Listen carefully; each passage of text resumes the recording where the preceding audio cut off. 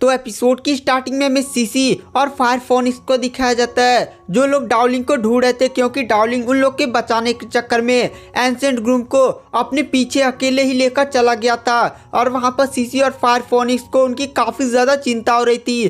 तभी उन्हें लिंग्यून दिखाई देती है जो सीधे उनके पास आती है। सीसी तुरंत फायर फोनिक्स को नीचे उतारती है।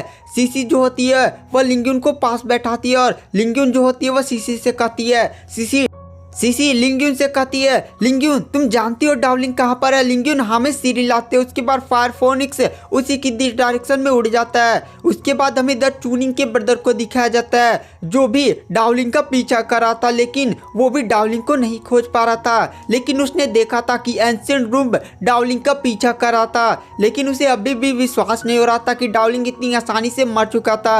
वह डार्लिंग को अपने हाथों से मारना चाहता था, क्योंकि डार्लिंग ने उसकी काफ़ी ज़्यादा बेइज्जती भी करती और उसकी कजन चूनिंग भी नहीं मिल रही थी। और इधर हमें सीन शिफ्ट किया जाता है स्टार एकेडमी के उस सीनियर की तरफ जो चू फेंग पर काफ़ी ज़्यादा खतरनाक अटैक किए जा रहा था और कहता है, चू फेंग मुझे वो स्टारी लिक्विड दे दो वरना मैं तुम्हें आज पीस पीस में काट दूंगा। चू फेंग कहता नहीं, मैं वो सीधे ले जाकर डीन को दूंगा।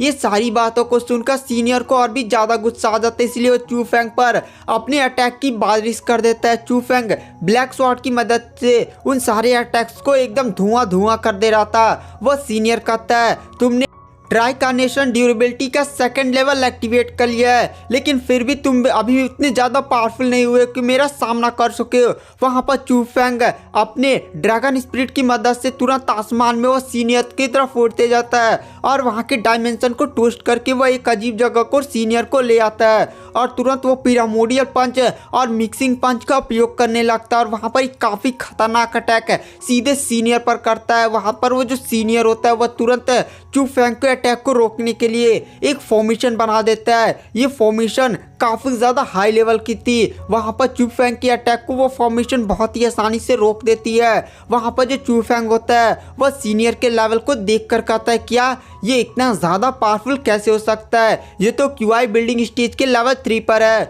और गाइस पिछले एपिसोड में मैंने आपको चू फेंग का लेवल थोड़ा सा गड़बड़ बता दिया था, तो उसके लिए सॉरी। वहाँ पर जो सीनियर होता है वो चू फेंग को इतना ज़्यादा खतरनाक होता हुआ देखकर वो अपनी पूरी स्पिरिचुअल एनर्जी का भी उपयोग करने लगता है और वहाँ पर एक काफ़ी बड़ा भाला का निर्माण कर देता है जो सीधे चू फेंग की तरफ फायर कर देता है। चू फेंग इतने बड़े भाले को देखकर वो भी अपनी पूरी ताकत लगाकर उस अटैक को रोकने में लग जाता है। वहाँ पर एक काफ़ी बड़ा ब्लास्ट होता है जिसमें दोनों ही लोग घायल होकर ज़मीन पर गिरने लगते हैं, लेकिन वहाँ पर तुरंत फायर फोनिक्स आ जाता है। वहाँ पर जो फायर फोनिक्स होता है वह तुरंत गिरता हुआ डार्लिंग को जाकर बचा लेता है और तुरंत वहाँ से वो लोग गायब हो जाते हैं। और इधर हमें सीनियर को दिखाया जाता है, वो भी काफ़ी ज़्यादा घायल हो चुका था, इसलिए वो पत्थरों के सहारे खड़ा होता है। तभी वहाँ पर चूनिंग का ब्रदर आ जाता है। वहाँ पर चूनिंग का ब्रदर कहता है, अरे सीनियर आप तो घायल हैं, ये लीजिए पिल खा लीजिए। लेकिन सीनियर बोलता है, नहीं मेरा कोर पर बहुत ही ज़्यादा घाव लग चुका है, अब मुझे एकेडमी जाना होगा, वहीं पर मेरा इलाज हो सकता है। ये बात सुनकर चूनिंग का ब्रदर एक काफ़ी खतरनाक स्माइल देता है और तुरंत एक काफ़ी खतरनाक अटैक करके सीधे वह उस सीनियर को जान से मार देता और कहता है, आपने क्या सोचा कि मैं आपकी मदद करने के लिए आया हूँ? यहाँ पर मैं आपको लूटने आया था। मैंने आपकी कंडीशन आपको बचाने के लिए ही बल्कि मारने के लिए पूछी थी। और ये बोलकर वह चूनिंग का ब्रदर वहाँ से जोर जोर से हंसने लगता है। उसके बाद वह कहता है, मैं जाकर आपकी फैमिली को इन्फॉर्म कर दूंगा कि यह सारी चीज़ें डार्लिंग ने किया था। और वह हंसता हंसता वहाँ से चला जाता है। और इधर हमें डार्लिंग को दिखाया जाता है जो गुफा में होता है। वह गुफा में घायल हो चुका था। वहाँ पर लिंग्यून तुरंत अपने फायर सेट का एक बहुत ही महंगा पिल निकालकर सीधे चू फेंग को खिला देती है। और वहाँ पर दो लड़कियों को इतनी बढ़िया से देखभाल करता हुआ देखकर फायर फोनिक्स कहता है, ये बास्टर्ड कितना ज़्यादा लकी है, इसकी तो दो सारी गर्लफ्रेंड है, मेरी तो एक भी नहीं मिल रही है। डार्लिंग के आसपास इतनी ज़्यादा खूबसूरत लड़कियों को देखकर फायर फोनिक्स कहीं ना कहीं जलन महसूस कर रहा था। वहाँ पर डार्लिंग थोड़ी देर में होश आता है। वहाँ पर जो सीसी होती है वह डार्लिंग को इतना ज़्यादा घायल देखकर वह बहुत ही तेज़ रोने लगती है। वहाँ पर चू फेंग उसे शांत करवाता और कहता, मैं ठीक हूँ। वहाँ पर लिंग्यून डार्लिंग से कहती है, डार्लिंग उस सीनियर के अटैक से तुम्हारी बॉडी पर काफ़ी ज़्यादा बुरा प्रभाव पड़ा है, तुम्हें यहाँ पर बैठकर कुछ पिल्स ले लो और इसकी मदद से अपनी बॉडी को पहले रिकवर करो।